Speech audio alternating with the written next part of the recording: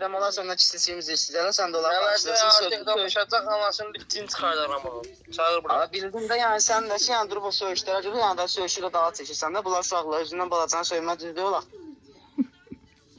Özümdən balaca mənə söyə bilir, ondan böyük mənəm. Özündən balaca sən deyirəm ki, sən bildim də pox yiyib o sən söy. Bildim də o sən pox yiyib.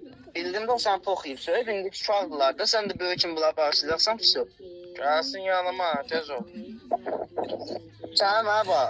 Belə uşaqlar üzü istəmirlər, indi mən sənə deyirəm ki, səhvləri var, üzüllüsən. Bak uşaqları çağırırlar bu lek. Uşaqlar yoxlar, mən sənə öz nömrəmlə vermişəm. Deyirəm, səhvləri var, üzüllüsən, sən də söyüşü də al, çək pis. Neçə nəfər idi bəyəkləri qaqa? 1941. Üzr istəyir ta başım bırak uşaqlar. Üzr. Ay qaqa, bir dəqiqə mən üzrə, bir dəqiqə gəl. Deyirəm neçə nəfər idi? Bəs 2 nəfər idilər. Gəlib deyirlər ki, mənə deyək böyük qardaşımız adımız tanıyırsan sən. 3 nəfər, tamam. Ne qulaq as, soqqa bu bir dəqiqə, bir dəqiqə. Sonra bu fark etdi. Onun Dəqiqə. burada bir Ne olmuş sən məni? Deyirəm, mən pisəmiyim. Ay ne olmuş? Ne oldu şimdi? Ha, iştirəm. 3 dəfə üz üstə. 3 dəfə üzr istə, bir dəqiqə deyirəm. Sən deyirəm, bunlar uşaqdırlar.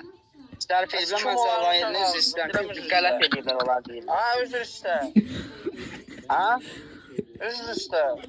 3 dəfə. Üçün də əvəzini 3 dəfə üz üstə etsin. 3 dəfə üzr istəyirəm. Sən bilət, neçə yaş deyirsən, 22 yaşın var. Sən heç 22 yaşına uyğun hərəkət eləmirsən. Mən sənin deyirəm, bunların 12 yaşı var, sən durub burada özündən balacalarına Ay belə. Yerəm 3 dəfə üz üstə.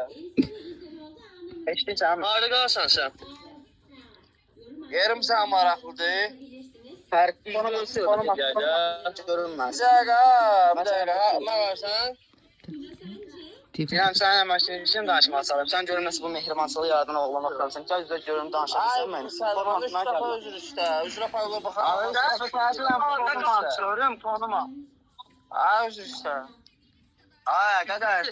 Gəl bura, mən sənə üzr istəyirəm. Düzdür, yox, alo. Alo. Sən kimsən dostum? Çıxmaz mı sənə? Kime söyüşüyü? Uşaqlar, sən necə danışmışsan dostum? Nə danışmışam, zor eləmişəm. Nə söz söyməlidir? Atletdindən sikim olmaz. Sikim olmaz ağzın. Ala belə də ki, kim tərbiyə kat yolu. Sən belə oturub işləyənlərin almış.